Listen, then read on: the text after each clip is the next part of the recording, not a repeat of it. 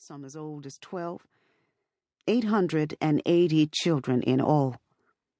I fix breakfast for my own son, Derek, his usual IHOP menu because he doesn't like cold cereal. He likes a big hot breakfast, eggs and bacon and toast.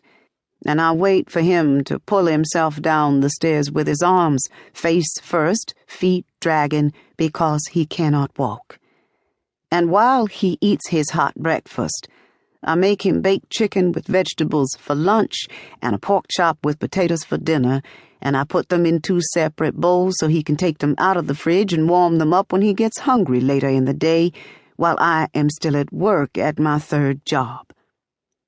And then I rush upstairs and shower and dress, and I sit with my son for a moment and let him know how much I love him. I get in my 2003 red GMC Envoy with 200,000 miles on it, and I drive onto I-20 toward downtown Atlanta. And I get off at the Flat Shoals exit and drive another 3 minutes until I'm in the parking lot of the Ronald D. McNair Discovery Learning Academy on 2nd Avenue. I'm at my desk by 7 a.m. on the nose, on a nice summer day, hot but pretty. And the kids are just now starting to walk in. I do a morning's work, and the principal comes and asks me to sit in for the receptionist at the front desk at 12:30 p.m. when she goes to lunch. At 12:20, I am getting ready to relieve her when my phone rings. That phone call is one of the most devastating calls in my life. I am staggered by the news. I sit at my desk and cry like a child, and I think about how in just the last few months I nearly lost everything that mattered to me in this world. Lord, what else will you put on my plate? You said you wouldn't put any more than I could handle, but now my plate is running over.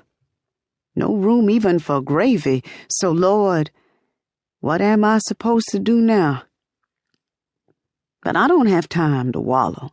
It is 12:40 and I am late. So I pull myself together and I pack away my tears. I ask God to strengthen my heart, and He tells me to put aside my weight and do as He says. So I set aside my own problems and I sit at the front desk and I do my job. 5 minutes later, the unthinkable happens. And when it happens, my mind summons a passage in the Bible, John chapter 10, verse 10. The thief cometh not but for to steal, and to kill, and to destroy. That very morning, a short, stocky 20-year-old man gets up and dresses all in black. He lives in a bungalow on a wooded street in the Atlanta suburb of Decatur, and his neighbors know him to be quiet but polite, even friendly, and pretty much an average guy. Sometimes he takes care of some neighborhood children during the day. The man zips open his black backpack and fills it with several boxes of bullets until he can fit no more. He loads another magazine of bullets into an AK-47 rifle, a Russian-made weapon that was used in World War II and can shoot more than 500 rounds of ammunition in less than a minute. It is one of the deadliest weapons in the world.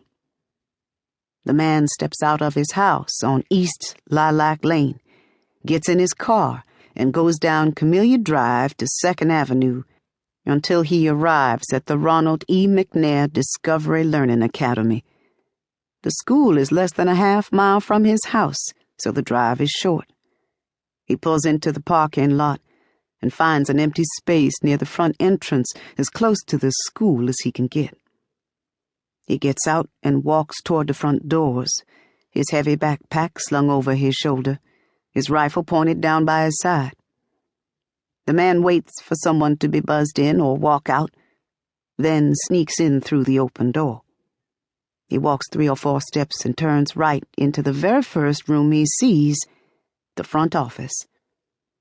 Now he is in a small plain room, maybe 10 feet by 12 feet, with windows facing the street that have their blinds pulled and a door leading into